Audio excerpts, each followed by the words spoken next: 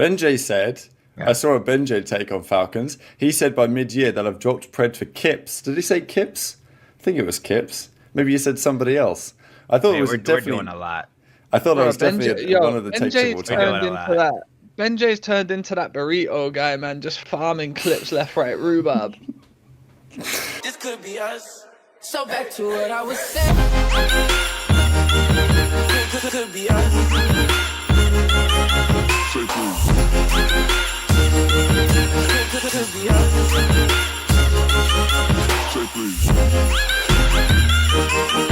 Could be us.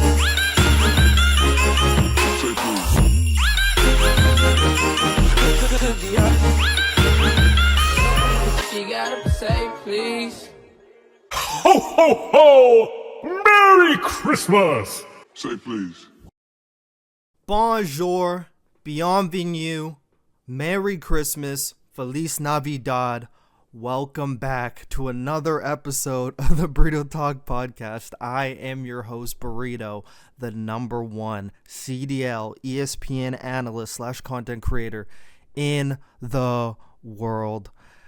Thank you guys for tuning in with me on a Monday on the Borito Talk, on Spotify, on Apple Podcasts, on YouTube, where most of you are probably watching.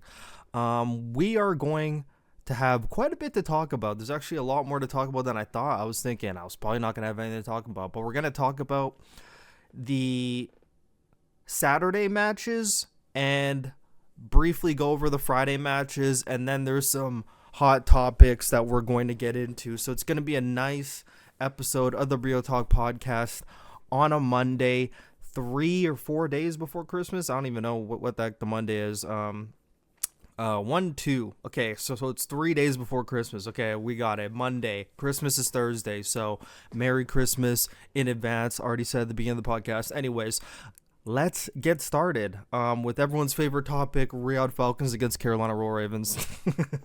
No, okay, this is not everyone's favorite topic, but I just wanted to glimpse over this because I had like a topic I wanted to talk about for this game. So Riyadh Falcons, I'm actually surprised. I didn't expect it to be a 3-0, but they 3-0'd Carolina Royal Ravens. This was a Saturday game. No, this is a Friday game, my bad.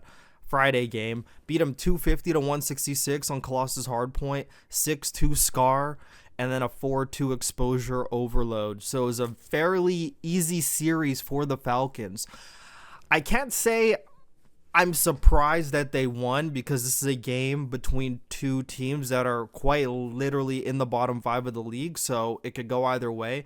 I'm more surprised at how easy it was for the Falcons. I thought there would be more of a fight from the Carolina perspective, and from a Carolina perspective, this is a game that you have to win, or this is a game, you could say that you have to win, but more importantly, it's a game you have to look competitive. You cannot get blown out in games like this because it spells catastrophe for the rest of your season, losing to a team that's like near you. So how are you going to fare against the better teams? If you can't even have a close match against a team that's near you, it's not looking good for their future. And I mean, I'm surprised because they got good pieces, but like I said in the preseason, it's a team with good players, but as a team overall, it's just not good. And you can see it's not working.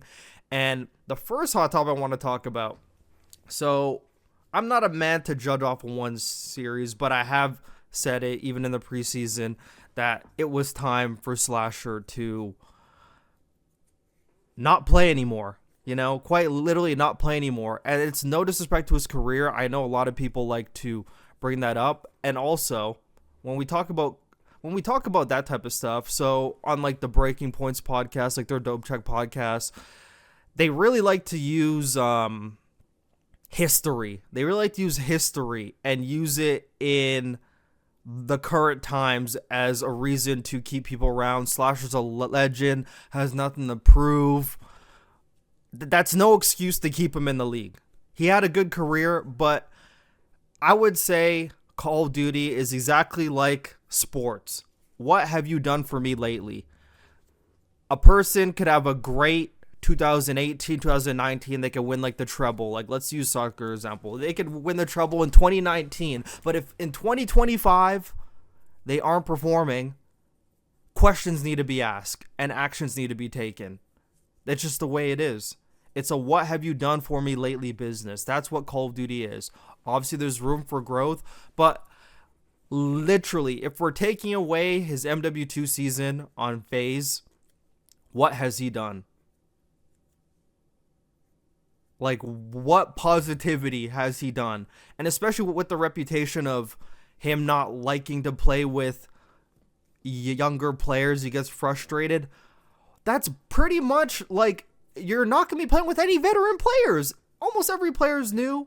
You're not really going to get on the top team because, there's ARs above you. So pretty much 95% of the time, you're going to be on teams with newer players. It's just something you just have to get used to, and it's something you can't be annoyed with. And especially since he was the only person on this roster, I'm pretty sure he had a hand in picking these players, so it's like there's no reason to even get frustrated when you're hand picking. And even MW3 getting mad at the way Capsule was playing, I can't really blame him there. Capsule was just like, especially in S&D and MW3, he was costing, just not playing good. But yeah, I don't know what the dynamic is, but the other point I want to bring up, it banks off of the Slasher point. Slasher and BrianSaintt have been terrorizing a portion of the league for years and years now, and somebody needs to put a stop to this. And I got to give them credit too, because milk it as long as you can. If you could, if you can and you're doing it, it's great. So can't really blame them. And it's also partially like the org as well, that's allowing it, and et cetera, et cetera. But BrianSaintt and Slasher have been terrorizing a portion of the league for years and years now, and it needs to stop. BrianSaintt has quite literally been holding a coaching management spot hostage for, I don't even know how long. It literally feels like half a decade, and literally doing nothing with it. I don't see any positives like to BrianSaintt. I don't, just from the outside looking in with the teams he's had and the decisions being made, brother, we got to do better. And you could talk about Black Ops 6 and how Carolina had that great start to the year. I was the only person, literally, I was the only person chalking it up as they're just good right now, but they're gonna regress. But at the time, I remember Octane, people on the flank putting him in A tier, for their predictions for the year. I'm like, A tier, bro? Can we not have recency bias? Bro, they're gonna be a bad team. And then you see the rest of the year, they just rolled over and just gave up, They've been terrorizing a portion of the league, taking spots away from people that should be getting a chance. And I feel like bottom teams more should be taking a chance more on just overall younger rosters. And when it comes to veterans, having a veteran on the team, bro, I feel like we need to hold coaches a little bit more accountable. What else is the point of a coach besides just being in a scrim, being like, oh, you did this wrong and did this wrong? You need to be a coach. Not to have to relate it to sports, but in sports, coaches do everything. Man management, person-to-person management, tactics, they do everything. Why in Call of Duty it's only gameplay, and then everything else, you kind of got to depend on... You need to do more. You need to do more. And if there's problems within the team, I know there's a lot of coaches that maybe don't want to speak up, in fear of losing their spot, don't want to say things that they're really feeling, they might just tweak about it. Brother, that's that's a fault of your own, I would say if you're anybody in the CDL, this is just my opinion, by the way, if you're anyone in the CDL, you already have a foundation for some sort of following, some sort of fan base.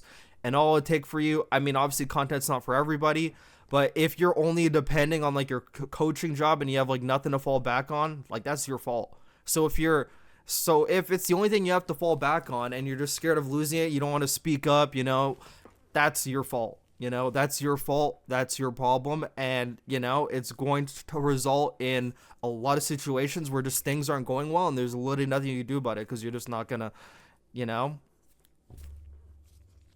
Coaches need to be held more accountable when it comes to team performances as well. And I know a lot of the times some players just aren't coachable, or some players could hear something and just not get it. I'm seeing it in challengers right now with like a lot of the teams, a lot of coaches helping out players, and they're telling them things, and then they do the mistake over again. Some people just have hard time learning, a hard time learning. But at least you got to try, and you got to move mountains, and you got to try your best. Like, coaches need to be held more accountable for player performances. Can't just come down to the players. What's the point of a coach if he's not going to take any of like the accountability, any of the responsibility for bad performances? It can't just be players. If we're looking at LA Thieves, yes, we could talk about players, but coaches also have to be held accountable in every situation on every team. That's the point of a coach. Why else is the coach on the team? To not get any responsibility, any flack or anything? Everyone needs to take responsibility. Everyone has to have accountability. But yeah, Slasher and BrianSaintt have been terrorizing a portion of the league, and now they're terrorizing it for another year. And we're going to have to watch this Carolina team do bad.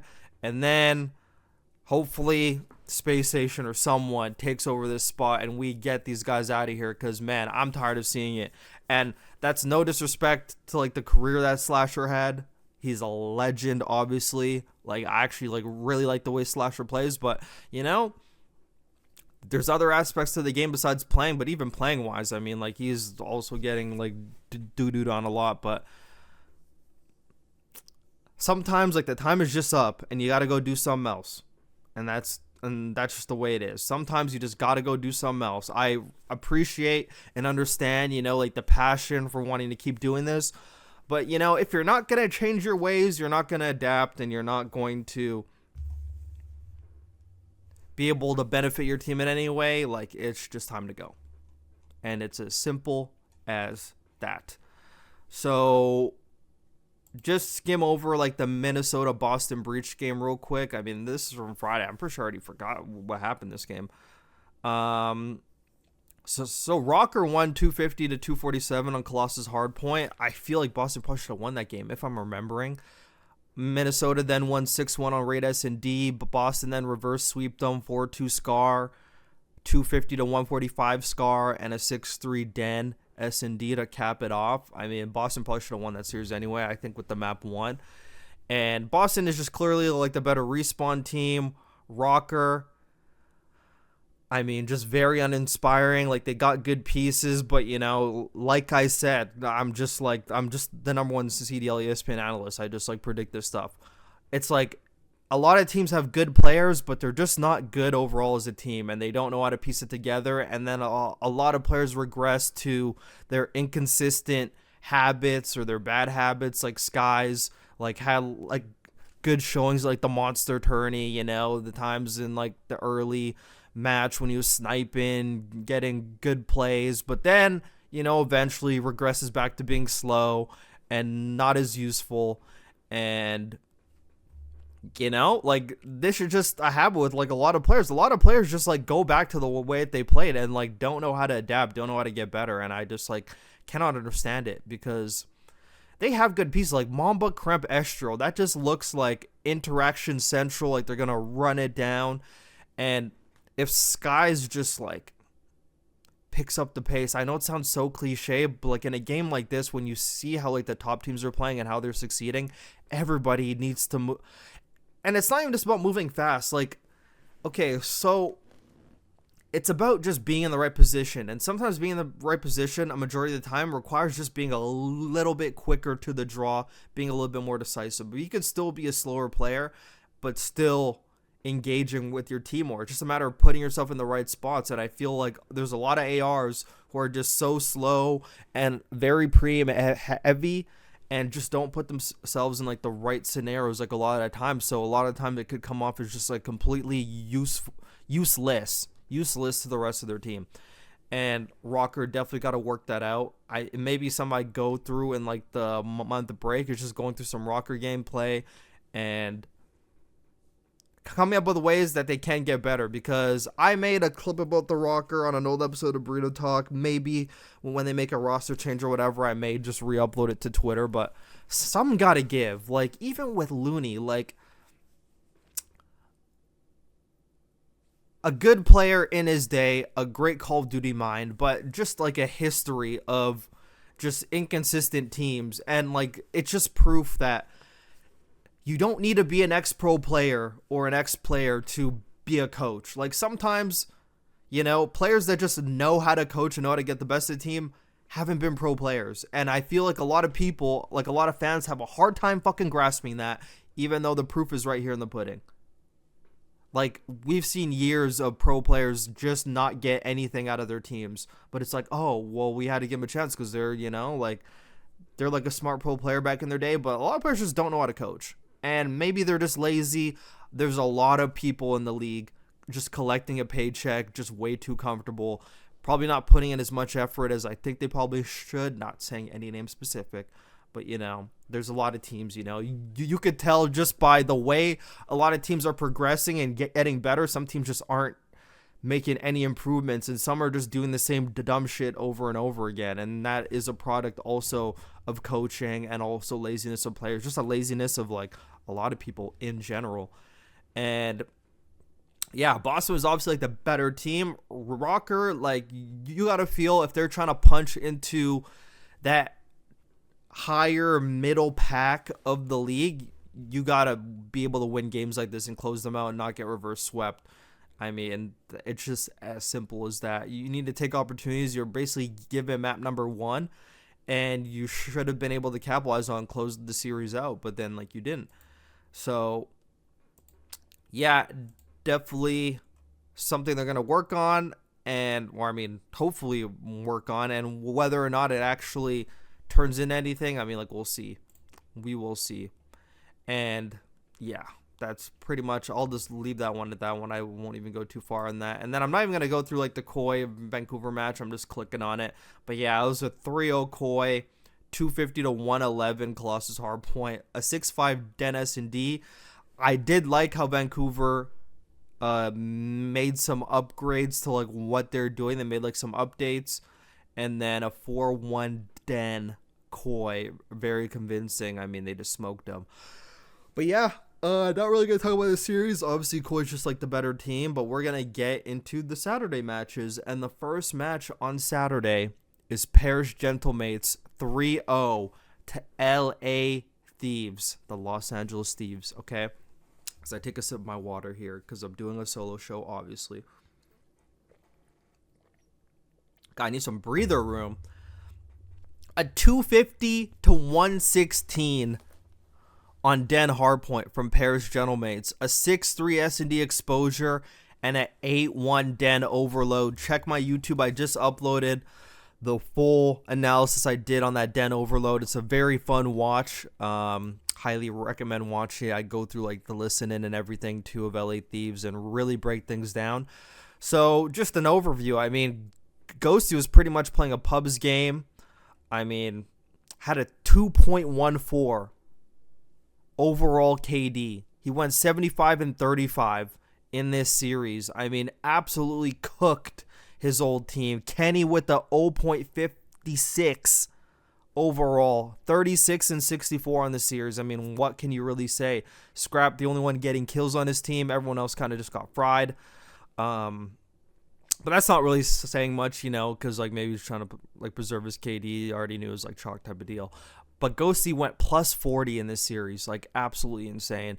Everyone on that team doing good, and yeah, I mean, even like the first map, Ghosty went 38 and 13. He had a 2.92 hardpoint KD in that first map, absolutely cooking them. And then, okay, so I'm basically just gonna give like my overview on this series. So like the Den hardpoint seemed like it was not close at all.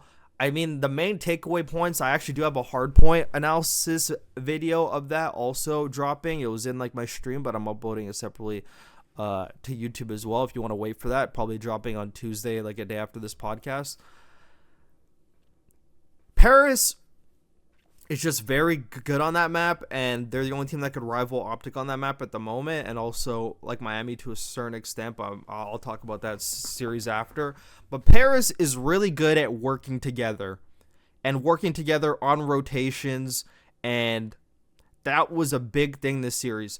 LA Thieves pretty much got out-rotated on every hill except for I think 2 P3s, and GentleMates just like supreme broke them because LA Thieves had no idea how to hold a hill. And that's going to be my analysis. Like, they did not know how to play off each other, and that is a problem. And that is a product of players that just don't have a good dynamic. And I'm not saying it's not impossible to fix, but it is something I brought up before the season started. Whoa, number one CDL ESPN analyst again with a great take preseason because, you know, maybe knows what he's talking about, you know, so some of the haters on Twitter, or maybe I know what I'm talking about.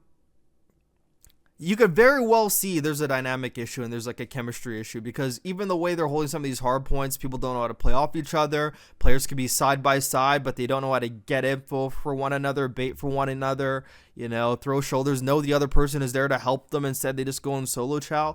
There's so many different situations like that, which caused them to lose both P3s that they rotated to first, but pretty much Paris out-rotated them to every hill.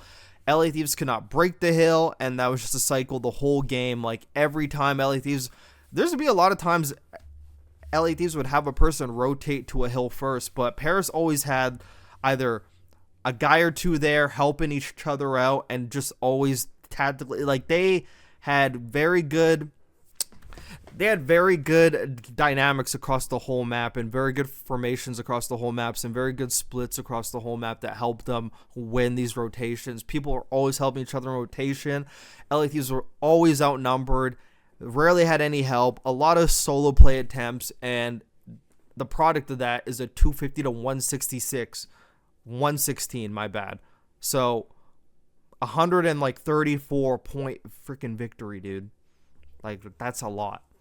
That's a lot. It's like, that's a lot, you know? It's like 2 full hills, like, uncontested, you know?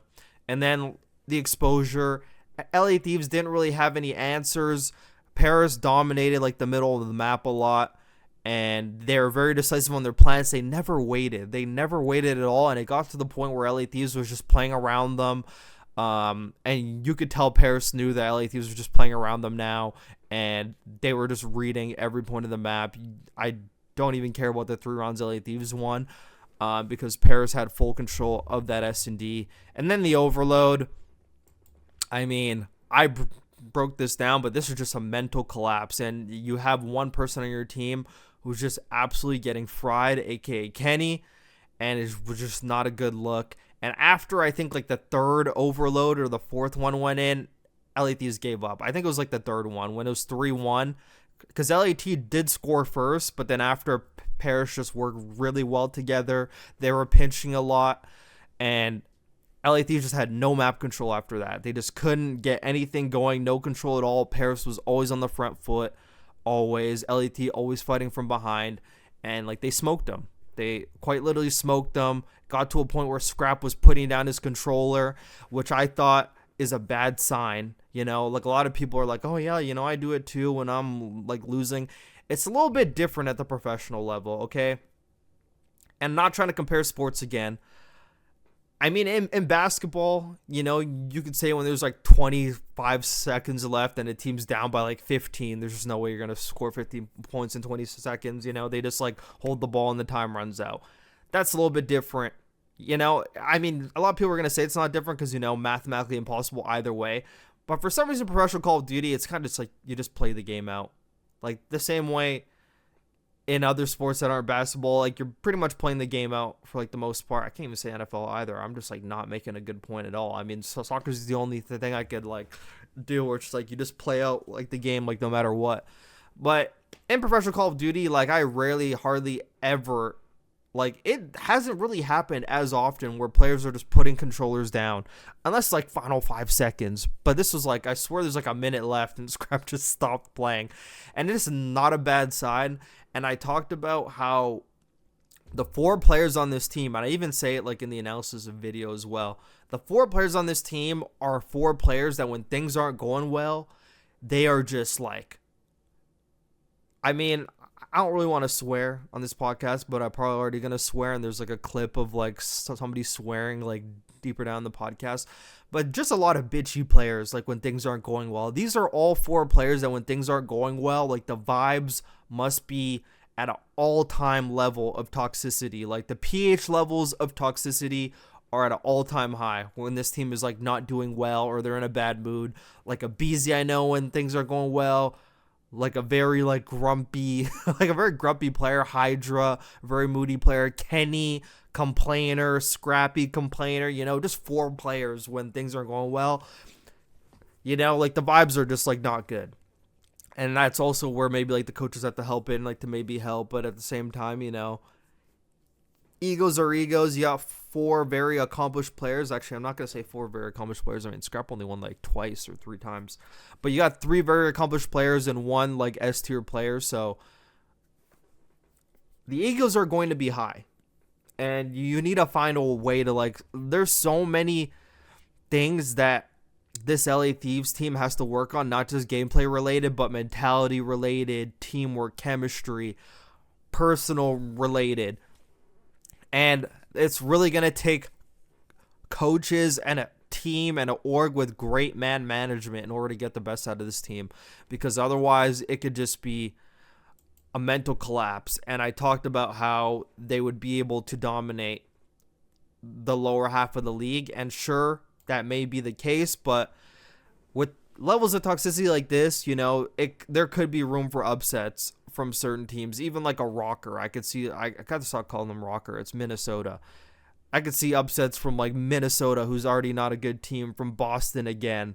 You know, I could see upsets like this when a team's dynamic is just not good and things aren't going well. And we're gonna get more to LA Thieves later when we talk about Alluka. But yeah, Paris just came out. They showed out. At the moment, if Paris stays like this, they're going to be, like, honestly, in my opinion, like the number 1 team if they could keep this up for the whole season. Not just performance-wise, but it's very clear, like, the vibes are good right now, and the teamwork is incredible right now. Like, the teamwork from Paris right now is incredible. And if they could just keep this teamwork throughout the whole season, they will win a lot of shit. You know, they will win a lot of shit. They'll make a lot of money, and they'll do their org proud. They really just need to keep this going like this. There will be like downtrends, you know, sometimes like an upset may happen, you know, yada, yada, yada. But if you can keep this going the whole year, you will prove people wrong, and you will put yourselves in a very good position in the future. And just like overall, do yourselves proud and become good players. And you guys have a chance to win a world championship. This Paris team could win a world championship if they stay on this upward trajectory and not, and just, there shouldn't be any drastic decline. If there is, it should be a slight decline, but right back up to where you are. If you could just keep this level of positivity, and like, there's a lot of positives in their gameplay. They're playing like they're like happy to play with each other, and they're playing for each other. There's no selfishness on the team. You know, anyone could pop off in any series. It's not like a team like LA Thieves where there's superstars who may have to play a certain way and they look bad when they're not able to play that certain way. This Paris team, anyone could play good, and anyone could like play for anyone else and do like a little bit worse. They just need to keep this dynamic the whole season. They could do a lot of good things. So I already went through like the Sunday matches last week, so this is just like the Saturday matches. So OpTic Texas Miami, 3-2 OpTic victory. Miami won both the hard points. They won exposure 250 to 188 and then 250 to 249, a 1-point game. An incredible comeback at the end on like the last P2 and P3. And then OpTic won Scar S&D 6-4. And they won Overload Scar 4-3, and then they won Raid S&D last map 6-4. So overall takeaways from this series, I mean, a lot of people hated it, but you know, it is what it is. But Shotzzy, when Shotzzy gets countered, is just like not a good player. And it's been a very consistent thing for years now, but I think the thing that's like masked it a lot is just like him ending up just fucking winning the ending tourney, and then everyone thinks he's like great again. And you know, I'm not saying he's not a bad player. He's obviously like a S-tier talent, but gameplay wise, his gameplay is very inconsistent. It just looks good when things are going well, but it's a very inconsistent play style. Like, let's just say, because it's very easy to counter, but a lot of teams are just lazy and they don't know how to counter. But Miami's a team that knows how to, you know? And Miami did their homework on the exposure hard point. I'm going to be breaking that one down for members only sometime this week, so stay tuned for that. And Miami is not the best Scar S&D team, so I thought that was good. If we took a look at the vetoes, let's take a look at the vetoes actually for S&D. So OpTic banned Den, S&D, Miami banned exposure. OpTic picked the Scar, which I thought was a great pick. I don't know why Miami banned exposure S&D. I thought they would have had a better chance on that than Scar, but I think it's because they had reps on Scar S&D, so like they picked it. And Miami did pick Raid S&D, which I thought was a great pick, but OpTic just like came out and like they improved on that map. But for OpTic to pick the Scar S&D map too, I thought was a great pick, because even though Miami won on that map, they have never really looked good on that map, even from the times they won it. They played it about like 2 or 3 times, and they probably just thought because they had like the reps on it, you know, it'd probably be like a good option to pick, but it didn't really look like a good map for them. But it is a good rep if you want to have one positive takeaway. It is a good rep for them to play that map again against a good team in a match state, even if you don't win it. But it was not a good pick if you wanted to win the map. You should have just probably picked the other map, which I think was Colossus S&D, which OpTic does not like playing. You probably would have been better off just playing that map and just hoping for the best. And then I thought the Scar overload, for it to get in, I honestly felt like OpTic just used this opportunity to like test this map, because OpTic doesn't like playing this map, but they obviously don't really want to have weak points, so they just used it to probably play it and get better at it. Honestly, with the way like the vetoes go, you could even see like they pick like the Scar overload. Usually they would pick exposure, but OpTic already knows they're pretty good on that map, and Miami's actually like not that bad at that map, so that could also went into the reason why OpTic picked Scar overload, is because Miami's good at that map. But I would also say it's just like a good rep for them on this map to play in game, which is completely different playing in scrims. Scar overload is definitely OpTic's weakest overload map, so they definitely want it in the pool of maps to play. But honestly, exactly like I said before, OpTic could go the whole year not playing this map. The only time they would ever have to play is in grand finals, when an extra control has to be played. I think all 3 controls are in like the series. Am I faded? Actually might be faded. Okay, it's actually a best of 7, so there's 2 controls. There's 2 controls. There's 2 hard points, 2 controls, and 3 S&Ds. Yeah, and a best of 7. Okay, yeah. So the only possibility of it getting picked is in a grand finals. If the other team bans, let's say another team bans like exposure, or like bans another overload, like Scar would have to be played. So it's the only time they would ever actually have to play it. But in every best of 5, they could avoid playing it, whether they ban a map or pick a map. They could always avoid it and play like their 2 best overload maps. But I would assume they just want to try to play it just to get reps under it and throw some teams off, because, you know, if other teams are good at Den or good at exposure, like, you know, right now FaZe Vegas pretty good at exposure and they're not bad at Den. So if you throw like a Scar overload that some teams aren't good at, it could be like a new bread and butter for OpTic to get better at. So I think it's nice for them to get that rep in it. And then like the Den hardpoint map number 4, OpTic should have won, but they didn't read one spawn out on a P2, which I broke down on stream.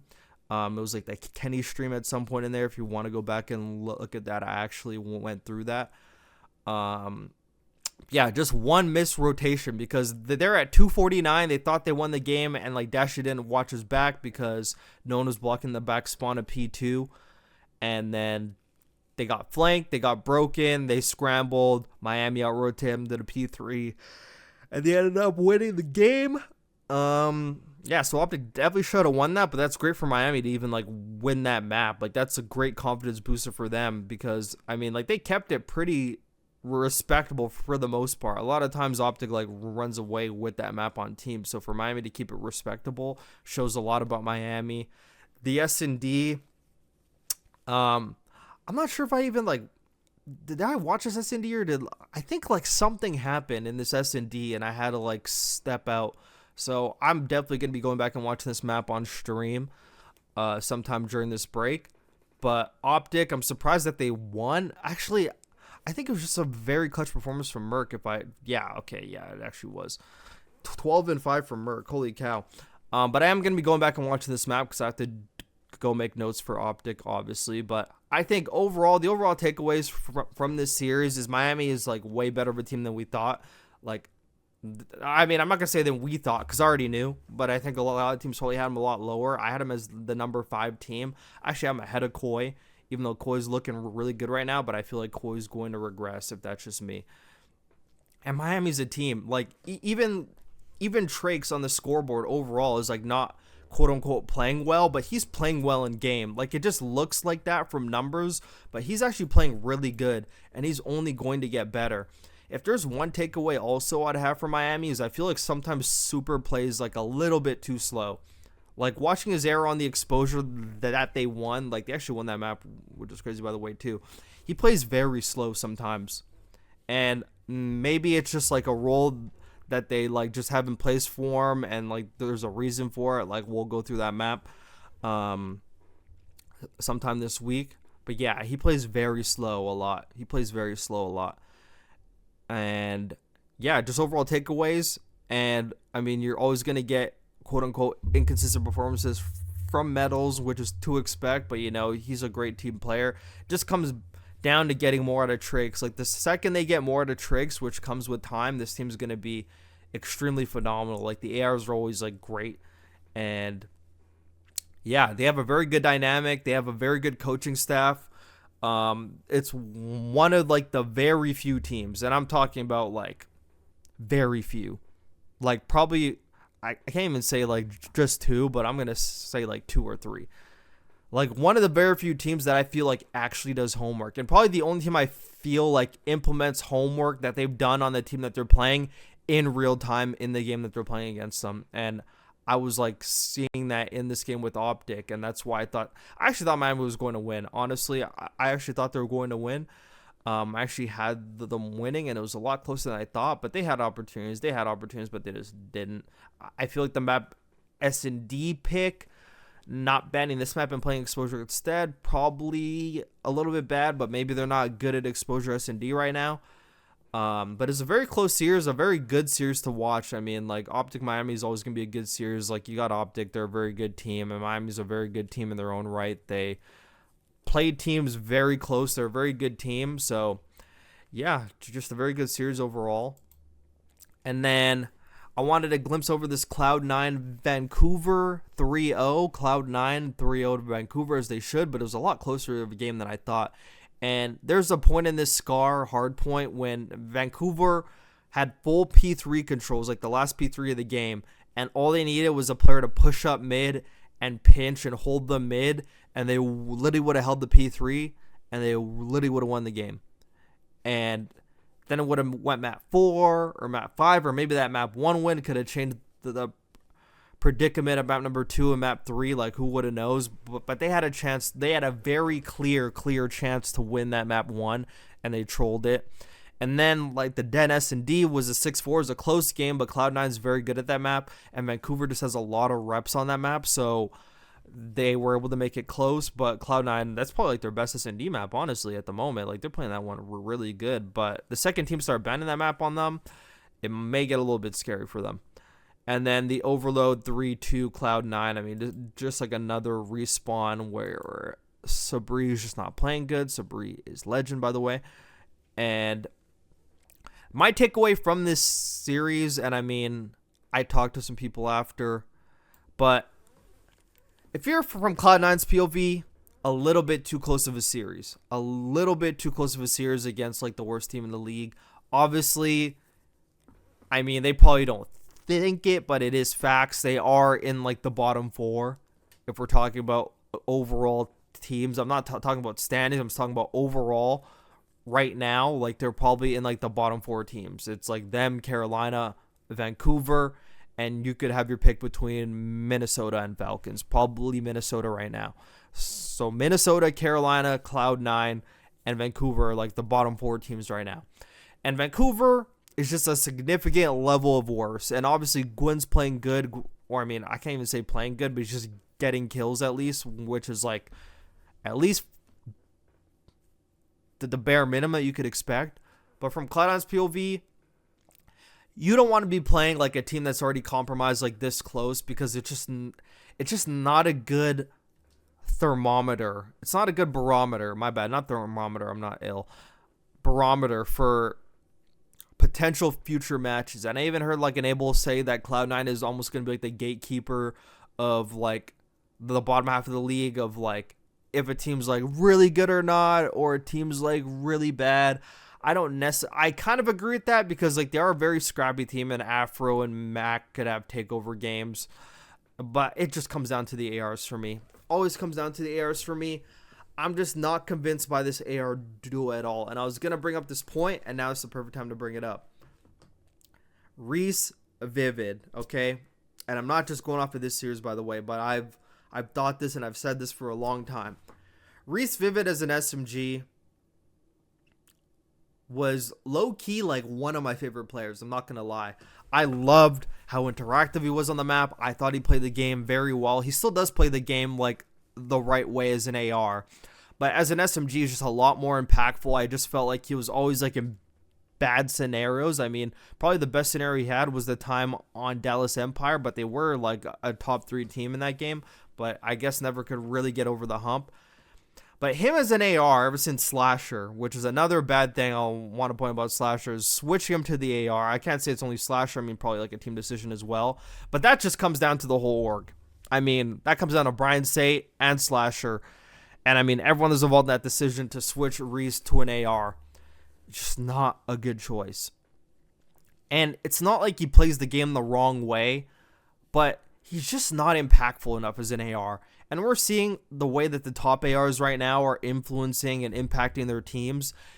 And it just feels like Vivid as an AR is just not inspiring enough, and is just never going to be inspiring enough as an AR. I'm talking about as an AR. I feel like there's still some hope if he switches back to the SMG. But as an AR, he's just not inspiring enough. And I just feel like you're never going to get a takeover game from Reece as an AR. You're just never going to get that. He's just going to be like a good, serviceable player that may play the game the right way, but honestly, at the end of the day, just no takeover ability.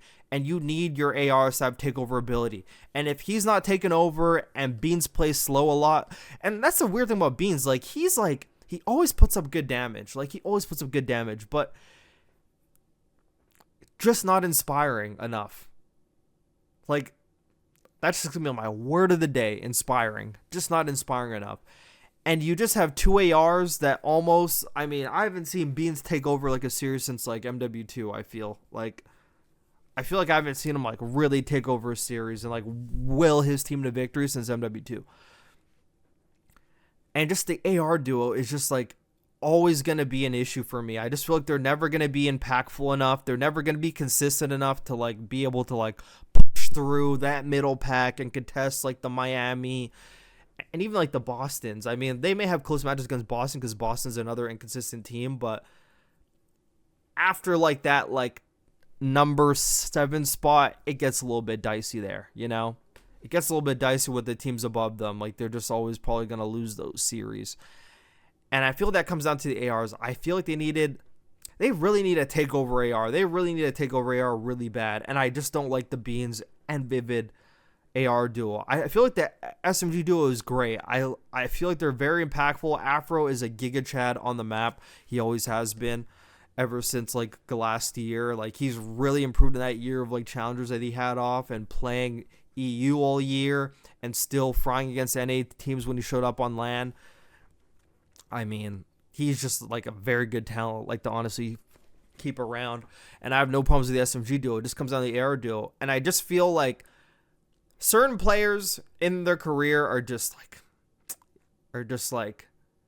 never going to get over that certain hump. And I think that's like Reece.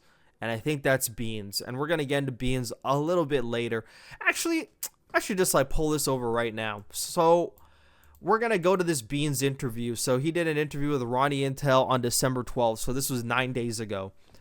And they sat down with Beans, and I'm going to read this interview after I take a sip of my water. And then we're going to comment on this because this goes with the whole Cloud9 thing as well. All right. So I think this is an interview from Ronnie. Is this from Ronnie or Easy Mac? I actually want to make sure I got to make sure I got who did this interview. Ronnie Intel. Okay, I think it's Ronnie Intel. So I'm gonna go through this interview with you. Welcome back and congratulations on rejoining the league after your time away from Toronto Ultra. Let's start with your move to from Boston to Toronto last year. How did that transition come about? And then Bean said, it was a super weird offseason for me. Obviously got dropped going into EWC that year, which took me by surprise quite a lot, but luckily landed on Ravens and I'd say performed decently. So I was hoping for a good team heading into BO6. Dude, the punctuation here is absolutely terrible, by the way. But when the Toronto rumors started to take shape, I was extremely excited as I knew the roster was going to be really good. Initially, it was supposed to be Real, but because of issues, we ended up getting Joe, and obviously was a great move in hindsight. I did have a couple other offers for quite a bit more money, but I'd never have turned down that team regardless of contracts. Okay, before I continue reading, the punctuation here is terrible, so it makes my reading look very bad. There's like a big run-on freaking sentence that I thought was going to end, and I'm like talking like it's about to end, but then it keeps going. Like, just like horrible punctuation here.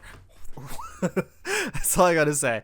Okay, but I actually want to comment on that first part. I actually might just comment through every like portion of this interview, but he said it took him by surprise that he got dropped going to EWC. Whatever makes you feel better. Whatever makes you feel. If you thought it was a surprise that you got dropped from Ultra, I mean, I don't even know what to tell you. They're playing good with you, and then they got Merc, and they saw how much better they're playing with Merc. But then, you know, the friendship cheese kicked in, and, you know, players can't make tough decisions that could benefit their careers. You know, they're all pretty soft. So they bring you back, and then you just don't do good for the rest of the season. Where is the surprise that you got dropped there? There should be no surprise there.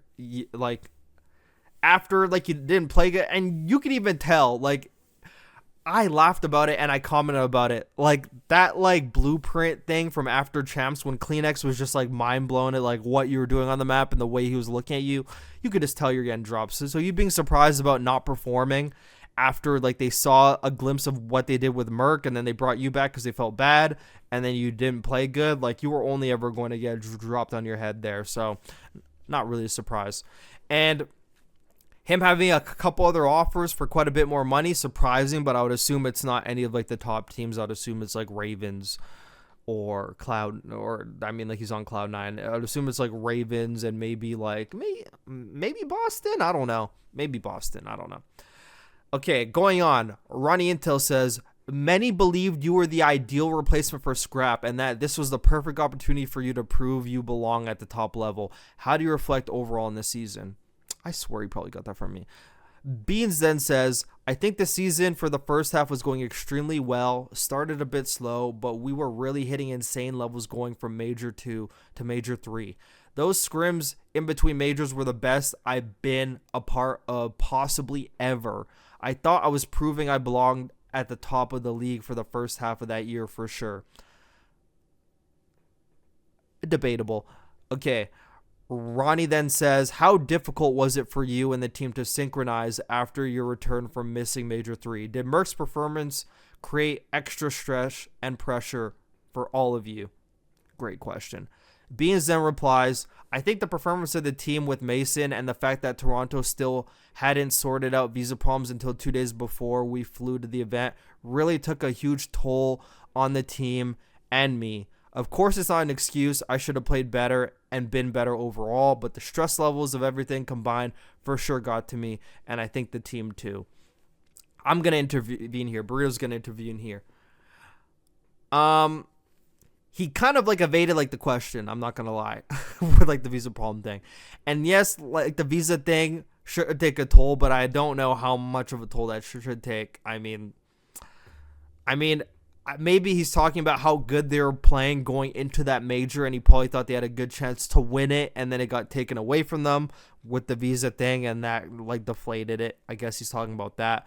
But it should be no excuse after you come back. You should almost feel like you have more of a point to prove, especially when they just got like top 4, like with Merc, barely getting any practice, which I'm still surprised Ultra just never pulled the trigger on that. Top 4 with no practice is insane. Okay, Ronnie then says, After leaving Ultra, you found yourself heading into the offseason without a team. How did that offseason go for you? Did you and your longtime friend Afro plan to team up for this season? Beans then replies, the offseason was, to be honest, a little drier than I thought it would have been. I don't think that's a surprise. Anyways, he says, I thought after the year I had, I would have had some offers, but only a couple were super interested. Obviously, individually, I was worse towards the end than I was at the start of BO6, but I think people had some perception that I was awful second half of BO6, which just factually wasn't true. Yeah, me, Marcus, and I spoke. Yeah, me, Marcus, and I. Wait, what? Yeah, Marcus and I'm going to correct their punctuation again. Spoke in the offseason, and wherever I was going, I was very keen to play with them. Okay, Burrito's going to intervene again. Okay, so I guess I confused like the first one. So I guess the other one was after the MW3 season. My bad. So like he did have some offers there, so I guess it's not like surprising. Okay, so after the MW3 season, actually no, that was after the MW2 season going into MW3. I guess he was talking about before, but this one was MW3 going to Black Ops 6. Okay, no, never mind. Okay, whoa. Last one was after the MW3 season going into Black Ops 6. Okay, that's the one where he had multiple offers like for higher money. Okay, that one's more understandable. But now this one was obviously the offseason. And I don't know why he's surprised that it was drier than it actually would have been. Because even from my POV, extreme POV, if you can perform on Koi or Ultra at the time, what makes you think that you would have performed on a better team? So how is he surprised that the offseason was a little bit drier than he probably would have thought? You know, at that point, the ARs were not convincing on any team. So I mean, I'm surprised that he's surprised that he didn't have any or that many options going into Black Ops 7. I'm actually like, that is just like a lack of awareness and a lack of personal accountability, I feel. I'm not going to lie. Because like you were very uninspiring that freaking second half. And especially when everyone saw how Merc played and then they saw how you played after seeing how Merc played with the same team. Your stock was always going to go down and people were going to like really like see how you played. And then you got into like an EU team for EWC and you know, that didn't go well. So your stock at that point was just like ruined. So I'm surprised that he's surprised, honestly. It felt like a pretty obvious thing and just like, that's the word I was looking for. Not self-aware. Anyways, Ronnie says, you must be really excited to join Cloud9, a well-established organization in esports. How did that move come about? Beans then says, it was quite a funny story. I believe Arian, which is the head coach of Cloud9, wasn't hitting me up as much in the offseason as he was convinced I would be heading somewhere elsewhere. I just said that wrong. I believe Arian wasn't hitting me up as much in the offseason as he was convinced I would be heading off elsewhere, but the stars aligned and I landed here. C9 is a huge org and I couldn't be happier playing under them. I'm extremely excited for the season ahead. Ronnie then says, rumors have circulated about you and Afro possibly teaming with another duo. What convinced you that Mac and Vivid were the right pair to make this team work? Did your previous experience with Vivid help? I think Mac and Reece fit very well around me and Marcus playstyle wise. And as I played with Reece before, we already have that teammate connection. I always kept in touch with Reece throughout the years, which is quite a rarity when EU's teaming with NAs. So we get on quite well. And then on to Black Ops 7, Ronnie then asks, having played a week of Black Ops 7, how do you think the game will suit you and your squad? Beans then says, I think the pacing of our team works really well with Black Ops 7.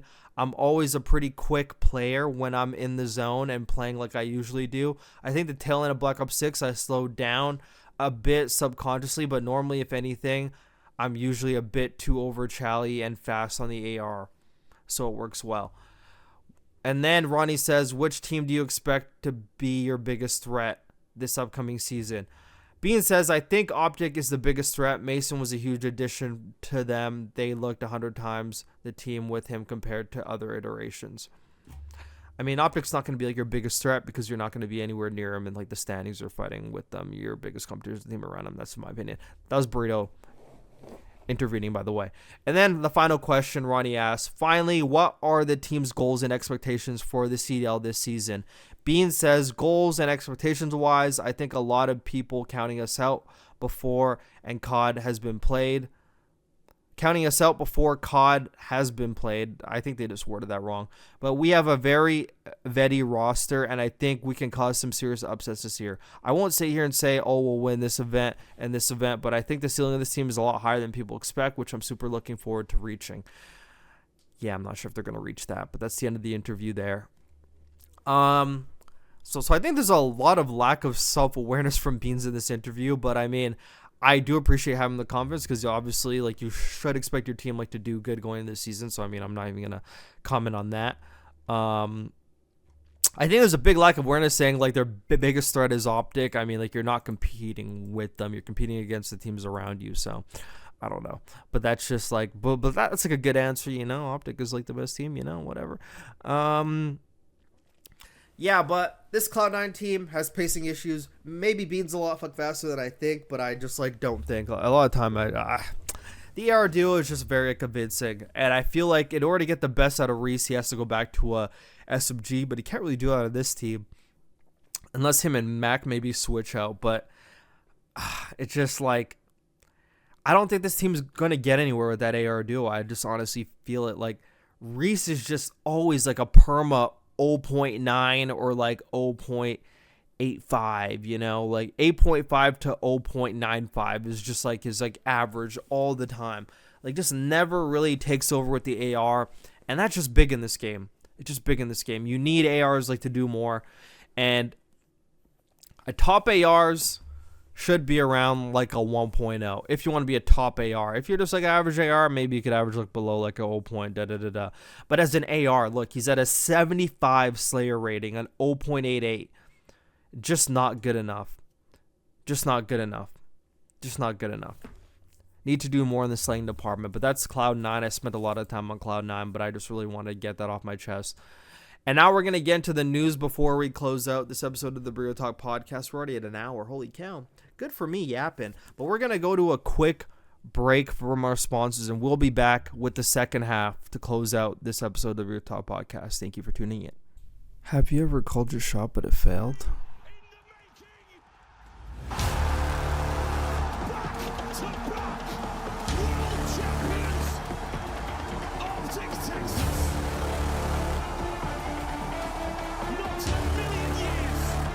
Really ruined my prediction of OpTic not winning a major.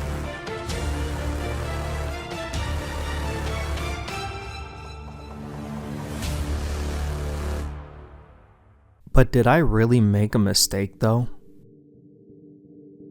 Or did someone just get lucky? Either way, I know what I have to do.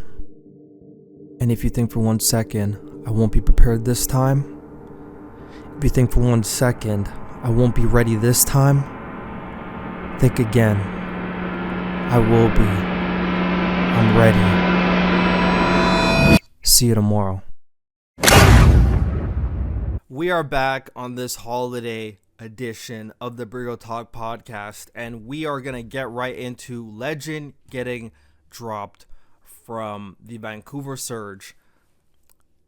Not dropped, benched actually. So the article says the Vancouver Surge have announced the benching of Lqgend and have stated that he will compete in NA Challengers moving forward. The Vancouver Surge is set to make a significant roster change just 2 weeks into the official season due to disappointing performances during the opening weekends. Team management believes they cannot allow this lack of performance to continue. The Surge took a considerable risk by bringing in a Halo World Champion, Lqgend, but the switch has not worked out as planned. While they anticipated some initial challenges, they expected to see improvements by now, especially 2 months into scrimmages. Unfortunately, there has been very little progress from the French player, who may have been given this opportunity before he was fully ready. The Surge still believes that one day Lqgend can become an elite Call of Duty player, but some time on the bench and in challengers could be just what he needs right now. The team cannot afford to wait, making this seem like the best solution to everyone. The team now has its sights set on 18-year-old German player Alluka, which they're not going to get. I'm not even going to read that. The move can be hampered by a buyout to omit. I mean, obviously it's going to happen. So the Canadian organization is looking at other options, which end up being TJ. Okay, anyways, I'm just going to say that. Okay, my thoughts. I mean, might sound like I'm echoing what pretty much everyone says. So where do we begin? I was fine with the move of them getting Lqgend, okay? I was fine with the move of them getting Lqgend. But, you know, there's going to be some caveats to like the things I say. I was fine with them getting Lqgend as long as the pieces around them were good. And you could even go back to a YouTube short that I said. And I said, keep Lqgend and Gwyn as far away from each other as possible. That is literally what I said. I'm probably going to upload it like to Twitter, honestly. Keep them far away from each other. Because I just knew. If you had the wrong pieces around him, he's just not going to get better. At all. And you could say maybe they were nice to him. You know, but they weren't even helping him. And now I'm hearing this thing. I mean, I don't know how true it was because I didn't really look that deep into it. But they didn't even give him the right class. If that's the case, bro, that's like sabotage. You ain't got players giving you the right class. Like, that is absolutely chalked. That is absolutely chalked. From a gameplay perspective, okay, very clearly you could see there were some things he was trying, but there was quite literally, I'm not going to say no self-improvement because he was like doing some things differently, but you know, I just don't think he has the foundation of Call of Duty down yet. And I didn't know it was this bad. And it's something else I want to point out is every single person on the flank, on like the dope check, every person I was hearing, that 1v1 with Illy, well, he smoked Illy in a 1v1. Dude, this whole time I was looking at it, I think I even talked about it on stream one time. Why is everyone judging how good a player is off a 1v1 hardpoint on Skyline? That is no barometer for how good anyone is. Anyone could beat anyone at a fucking 1v1 hardpoint. It's 1v1 hardpoint. It's fucking fluky. And it's against Illy. Like, not that great of a player. It's a 1v1 hardpoint against not that great of a player. If you did against, like, Shotzzy, let's say Shotzzy, be a little bit more impressive. But everyone was like, oh, well, he beat Illy in a 1v1. This guy's fucking definitely good. That is just some PR, like, BS that I've just, like, mind blown. I'm mind blown about that. I'm not going to lie. I'm mind blown when I heard that. And that was never any barometer. Oh, he beat Illy in 1v1. Like, he must be good. That's just ridiculous. That's just, like, not using critical thinking. It's very clear he just doesn't have the foundation of Call of Duty down. There's a fundamental way of playing Call of Duty and just like certain things that you do and certain things that you should be reading, and he does not have that down. And it's been like that in the scrims. It was like that in the hardpoint tourneys. It was like that during the matches and just everything. Very fundamental things not getting down. He's always at the bottom of the scoreboard. Least interactions, least damage, least kills, least everything all the time. He's literally like at the bottom of the league. And people aren't helping him as much as they should. And I'm going to get into that. And just put in a bad environment. Like, if your only option was Vancouver Surge, I would have just freaking taken challengers. I'm not going to lie. And that's not even hindsight. I probably would have just taken Challenger. Especially seeing, like, the team that you're on. Abe, Gwyn, and Lunars. I saw fucking Lunars on my team, and I'm brand new. I'm like, hell no. You know? Hell no. You know? I'm just going to go play OpTic Challengers. You know? I am going to say, though, because all that to say, I think Vancouver dropping him was a good choice. And not only because I feel like it's the best for Lqgend to just go play Challengers, but if you're looking from a Vancouver perspective, you're still trying to make champs. And you're just not going to make champs if, like, you need probably, like, another, like, 3-4 months probably to get some out of Lqgend, even it's to a tiny degree. You're just going to keep losing matches. And losing matches, you're not getting any CDL points. You're going to majors. You're getting OFR'd. Like, you're losing every game. You're not going to get any points. You need to get points on the board now. You can't start getting points. It's stage 3 and making a champs run then. You need to keep close to the rest of the pack. You can't let it slip away from you. Like, the second it slips away from you, we've seen it in CDL history. When you're so far away from a champs placing, you're just not going to get it. So from that perspective, I can understand, because you need to start getting wins on the board at least. Like you can't wait forever. But that just speaks to, like, the organization and the plan that they had. Clearly there was no, like, plan here. Like, they thought he was just going to, like, be great. Did anyone like watch him play anything or like see how he played? Even in the preseason, seeing how he played in the hardpoint tourneys, that would have been the ultimate. I would have been like, yeah, okay, like we probably have to like wait a bit. But nobody makes like these like harder like decisions. No one makes these like decisions like just to like be like, yeah, like he actually really doesn't look like he's like that good. Like let's just like get him out like right now before the season even starts. Like let's just like make him go to challengers right now and just like keep him on the bench. Like you could have did that and saved him a month of embarrassment. But no one's there. It's like almost like it feels like sometimes like nobody's watching, and this comes down to like the coaches and like the manager. I don't even know what I'm not sure if the management is the coach as well. I don't even know, but they really like, especially seeing the way that he was playing, especially in the early tourneys before the season was long from starting. It's very clear he needed like some 24/7 help. Like if you want to get the best out of this player as fast as possible, 24/7 help. And I feel like that's where the coach comes into play. Or maybe getting another person. This guy needed someone 24/7 to just like watch him and play with them and just show him everything. Show him all the ropes of fundamental Call of Duty. Like if you really wanted to invest in this player, like you need to like, you can't just surround him with Gwyn, Lunars, and Abe. All like pretty new players, and like a lot of them don't know how to fundamentally play the game like the right way. You're just not going to get the best out of him. Like if I was the coach of this like Vancouver team and I watched the way he was playing, I would have been like, all right, I got to like pull some 24 hours and I just need to like watch everything this guy does, play with him all the time, talk with him all the time, to get him as comfortable as possible, teach him everything possibly can, like just really put 24 hours into this guy about getting better in order to see like the team do better. Like that's literally quite possibly the only other option, like besides just like not even having him on the roster to start and just put him in challengers right away. And I'm sorry, I'm talking far away from the mic. I'm doing a podcast. I'm talking far away from the mic. That's unprofessional. It's just like people are not putting enough effort. I feel like it's just like, and then seeing them do bad and then all of a sudden, oh, like we can't have these back.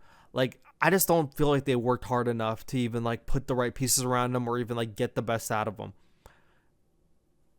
Like in every aspect, even like the classes thing, dude, ridiculous. And yeah, I don't feel they put the right pieces around him. I do feel it's a good decision because you need to get points right now. Like you need to make sure you're within the champs placings at all time. You can't have 0 points this whole stage while everyone else is going off to like 50, 60, 70, 80. You're just already going to be fucking left behind. You're going to be like 5 wins behind everybody now. You're just so far behind, you know? You have to get points as fast as possible. So like the move is good, but just like how the past like 3 months or 2 months has went for them, it's just an overall L.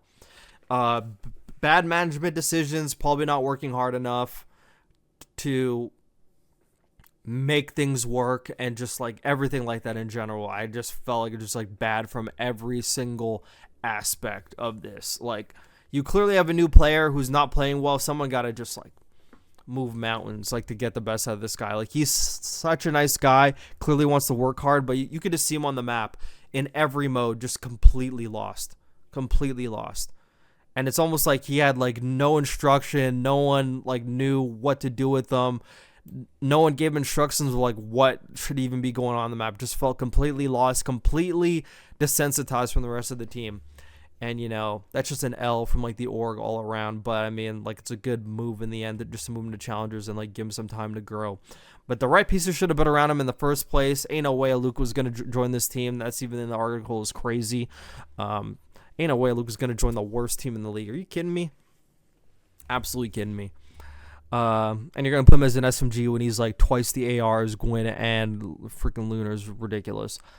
And, yeah.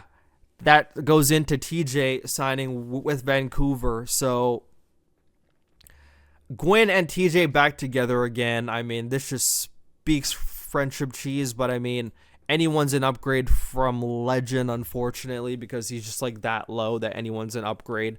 They're already contesting Miami in scrims. They're not getting slapped in scrims as much. So, I mean, already positives, but I mean, it could only be positives when like a player on your team had no idea what was going on, because I guess I just felt like it could have been handled better. Like, I felt like they probably could have put more effort into him, honestly, and just, like, put the right pieces around him.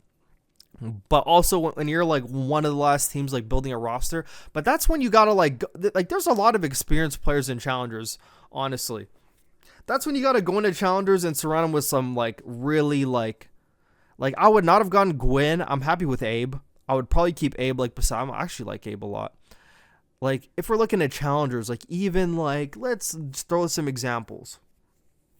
Probably not gonna be the best examples, but even like a Standy, like I think like a Standy, like you need players like that, like players with some sort of experience. Standy may be kind of hard on them, I don't know, but like, point is, there's experienced players that probably could have gotten way better out of him, you know, way more experienced players. And yeah, if I had like the list of like challengers players, it'd be a lot easier for me, but I just like don't have the list in front of me, so yeah. At TJHaLy Signs, it's only going to be an upgrade, and that's pretty much like it. And now we're going to get into Alluka going to FaZe, because I might go on a little bit of a rant here, okay? A little bit of a rant.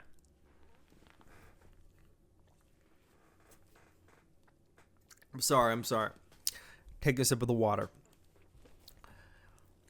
FaZe Vegas is making the precautionary move to sign German wonder kid Alluka to the franchise. FaZe has had a solid start to the season, currently holding a 2-1 record with notable victories against Paris and Koi, which are lucky by the way, but is trying to bolster its bench. This past weekend, we may have witnessed the emergence of the next European star in Alluka, a player from OpTic Brooklyn. His performance throughout the second Challengers Cup stunned viewers and showcases his potential. This included dropping 133 kills in the 3-1 victory over Project Notorious in the elimination finals. OpTic has a knack for spotting talent before it becomes widely recognized, and this appears to be yet another example. We've learned that up to 6 teams reached out to OpTic to discuss a possible deal. However, it appears that FaZe is poised to win the competition and is set to sign Alluka as the team substitute. The timing of this move could be interesting, as the player will need a different visa than the one he currently is on, but FaZe is eager to make this move happen.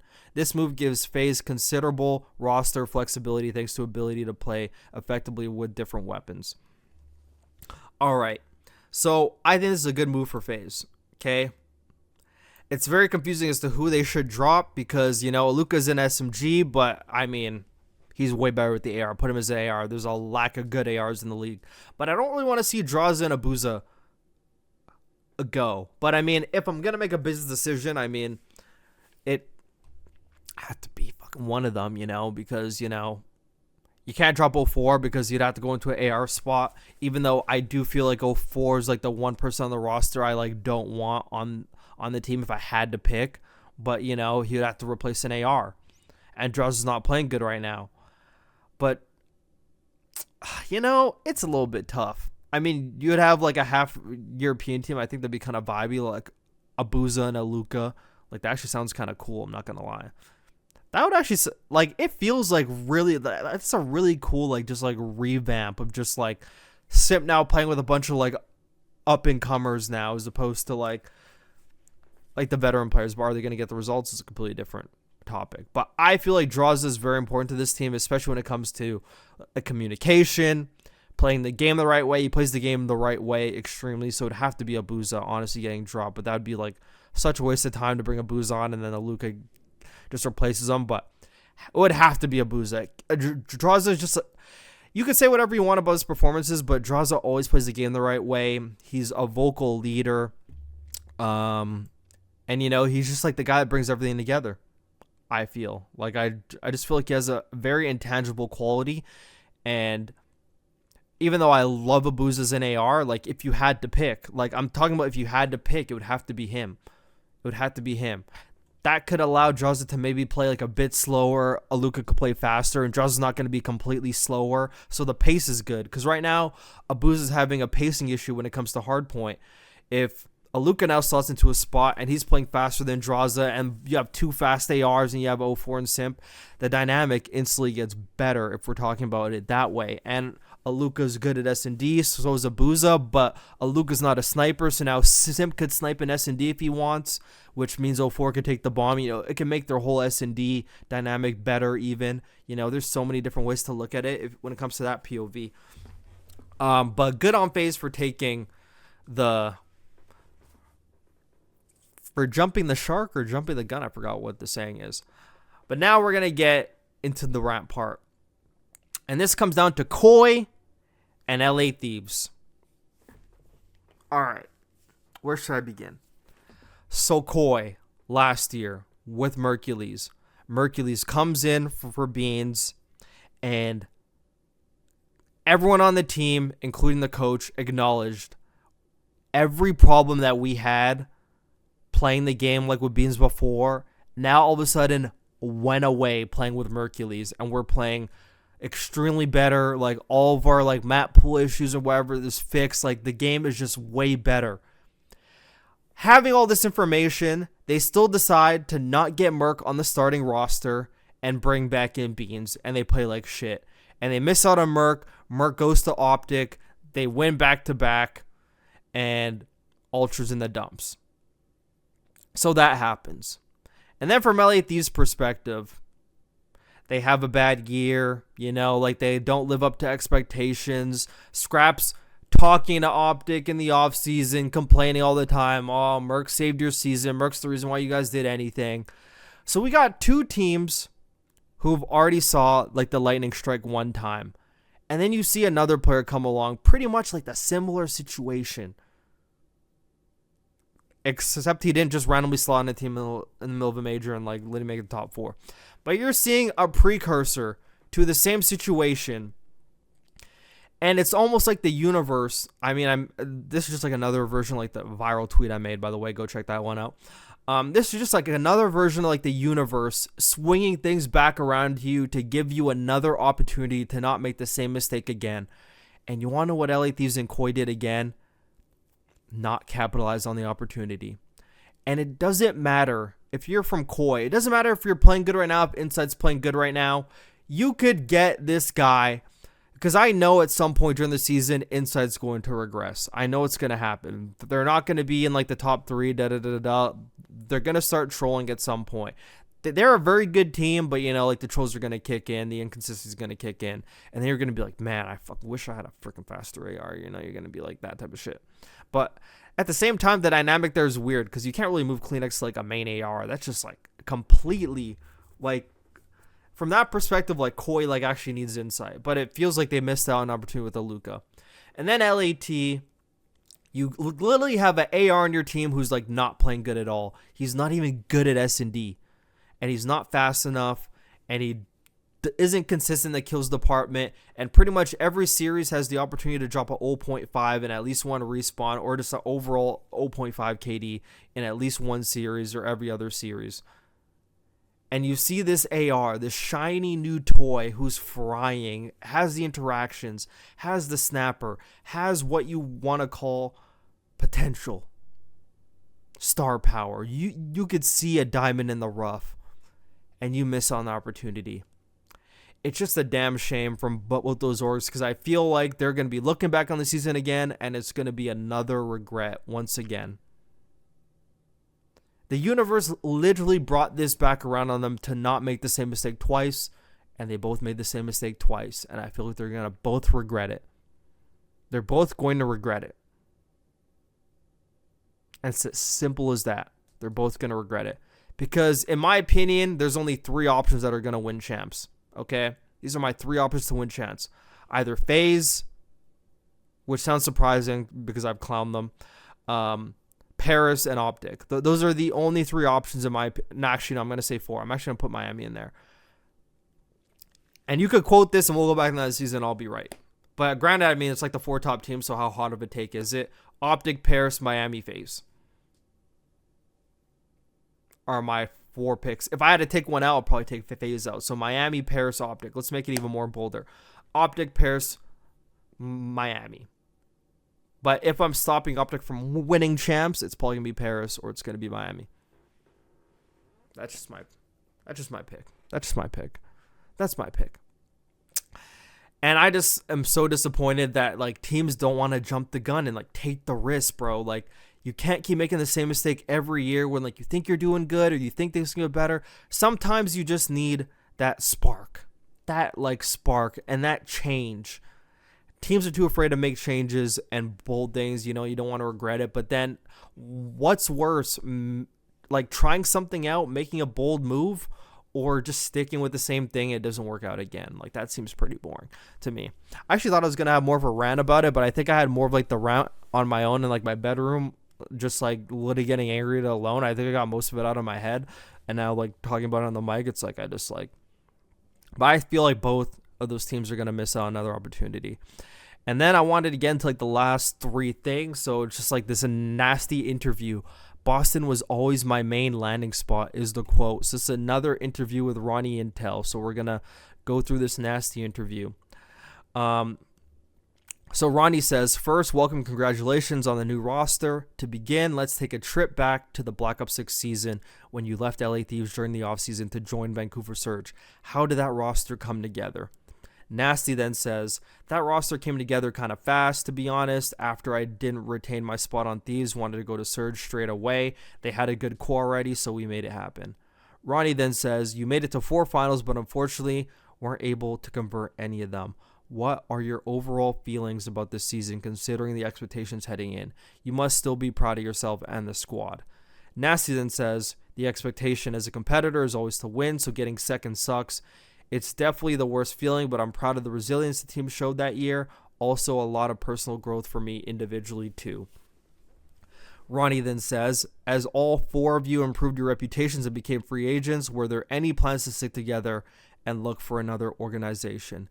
Nastie then says, there were no plans to stick together. We lost all finals we went to and kind of got slammed in most of them, so sticking was never an option. Ronnie then says, we've seen your ex-teammates move on to FaZe and Gentlemates. While you eventually found a good roster, did you feel overlooked during the initial roster mania? Nastie then replies, I am super happy with the roster I've landed on this year. Everyone plays for the win, and that's what is most important to me. I will say I'm definitely overlooked, but the scene is weird like that, to be honest. Some people are overlooked, some have high stock when they shouldn't. It's always been that way.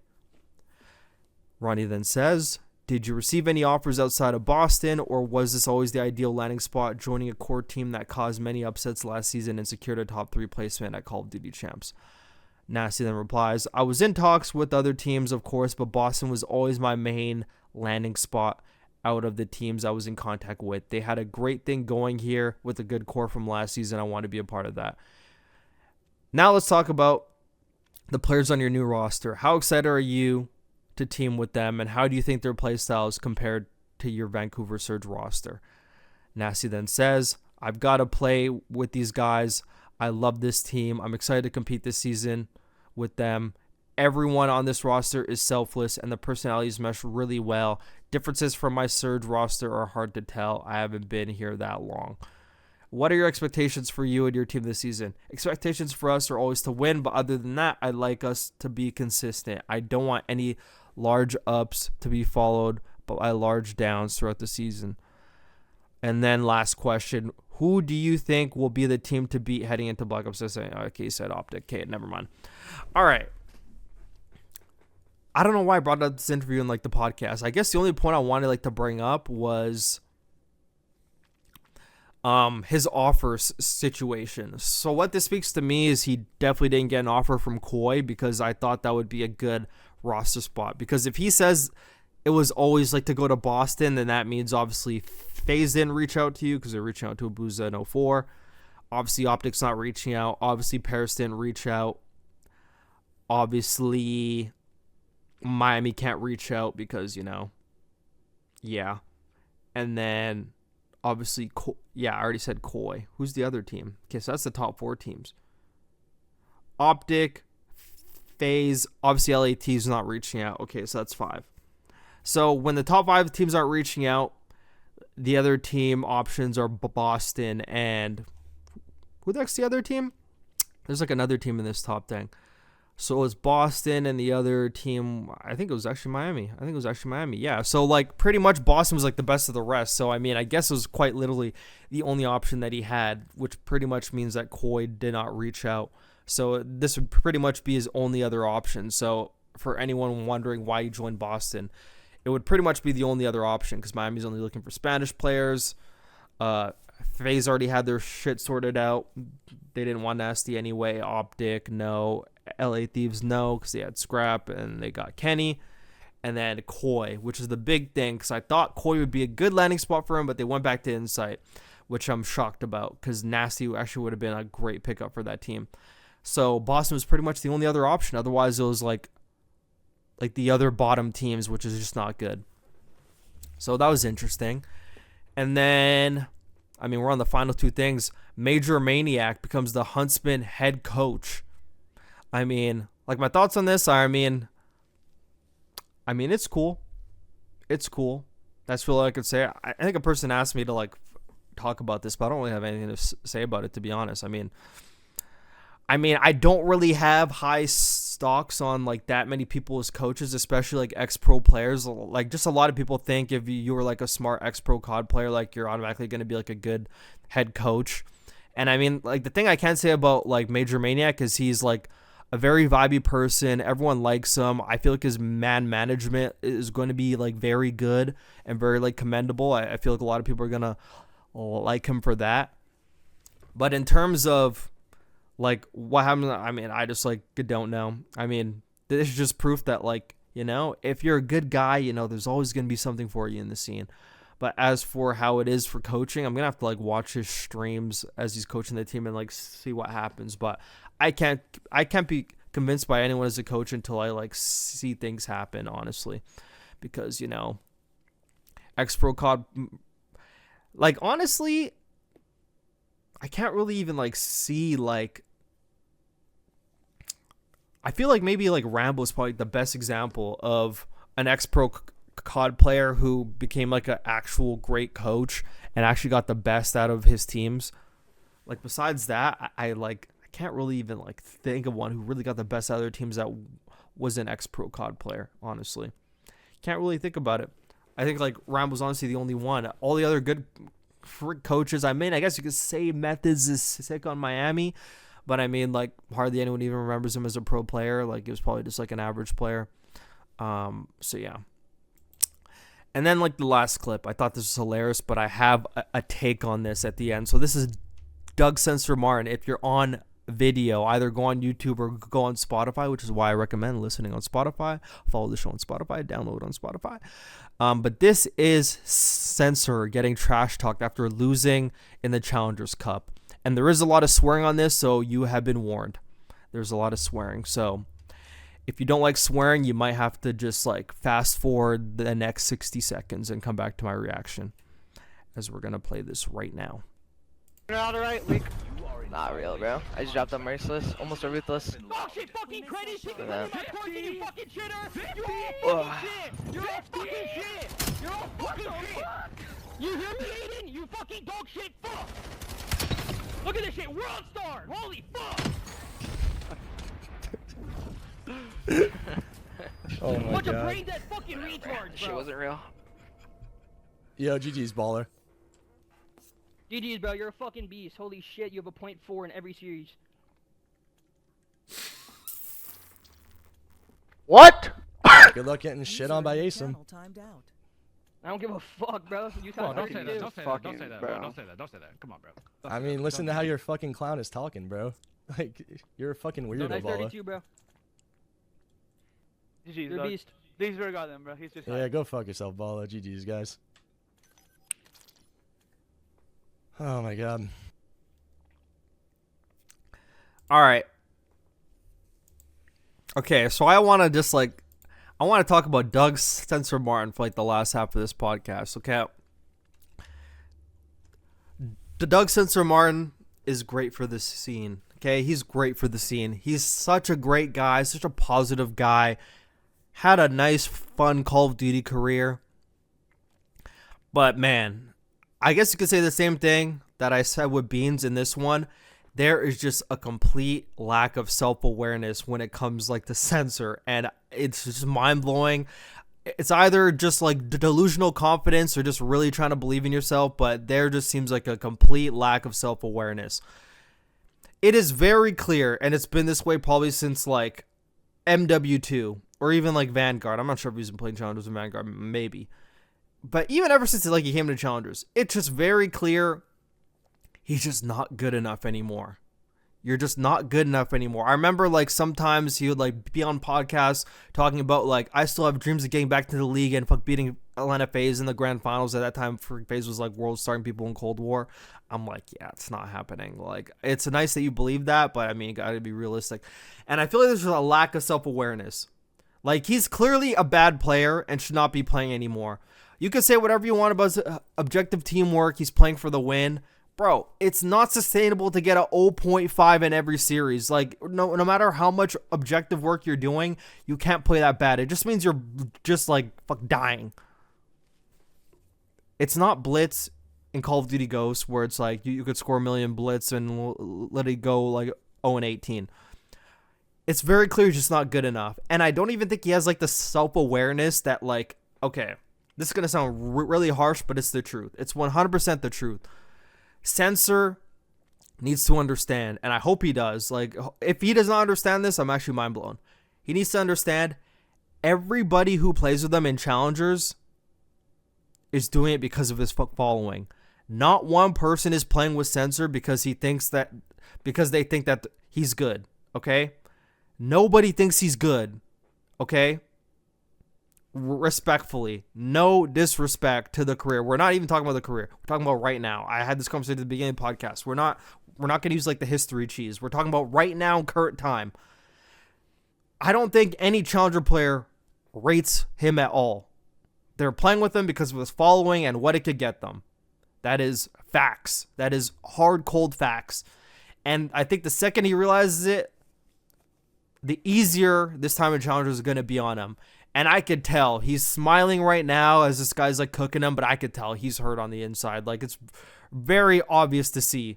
Like, he is salty. He's just like, he's just a nice guy who's holding it in. Like, I could tell this really got to him. I could tell this really got to him. Like, and there's really nothing he could say. He's at the bottom of the scoreboard all the time. He's really getting cooked all the time. You need to have some self-awareness. Time to hang it up, bro. Just be a content creator. You could be a fun content creator.